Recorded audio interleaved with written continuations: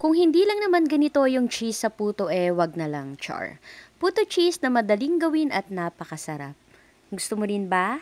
Tara, luto tayo. Bali sa recipe na ito ay hindi na tayo mahihirapan pang magtimpla ng ating puto mixture kasi gagamit tayo dito ng Maya Hot Cake Mix. Isang pack lang muna dito yung gagamitin natin at mag-a-add ako dito ng 1/2 tablespoon ng baking powder. Nag-add lang ako dito ng baking powder para mas maging maganda yung pag-alsa ng ating gagawing puto. Haluin natin ito then set aside. Next, sa isang bowl maglagay tayo ng isang piraso ng itlog, 3 tablespoon ng cooking oil, then milk. 1/4 cup milk lang muna yung nilagay ko dito kasi hindi ko pa alam kung gaano karami yung gatas na kakailanganin. After natin itong haluin, i-mix na natin dito sa hot cake mixture. Haluin natin ito at kung mapapansin nyo nga kulang pa ito sa liquid kaya nag-add uli ako dito ng gatas.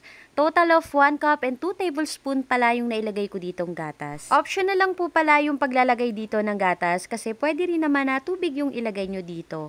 Ang difference lang, mas magiging masarap yung ating puto pag gatas yung ilalagay. Haluin lang natin ito hanggang sa makuha yung ganitong consistency at para mas maging maganda yung kalalabasan ng ating puto, salain natin ito ng isang beses. At once okay na, isali na natin dito sa mga puto molder at hindi na po natin yan kailangan pang lagyan ng cooking oil. At para naman sa toppings ng ating puto ay cheese po yung ilalagay ko pero kung gusto ninyong maglagay ng itlog na maalat ay okay lang din naman.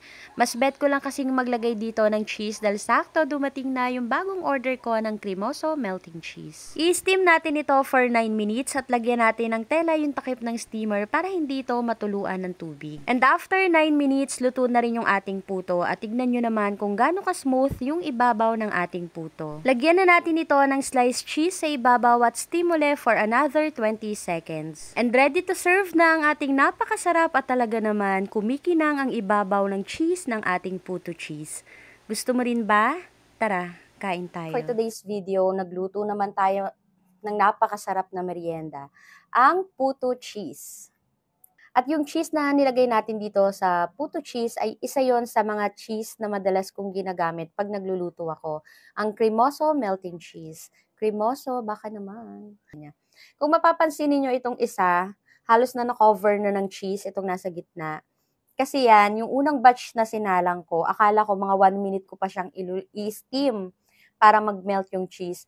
Pagbukas ko after 1 minute, ayan, ganyan na yung mangyayari sa kanya. So kung gusto niyo na ganito lang yung pagkakatunaw ng cheese na ilalagay niyo, lalo na kung quick melt yung gagamitin niyo or yung mabilis matunaw, mga 20 seconds ay okay na. Nag-add lang ako dito ng baking powder para mas lalong gumanda yung pagkakaalsa niya or yung alsa niya once na maluto na. Ayan, tignan niyo kung gaano kalambot yun.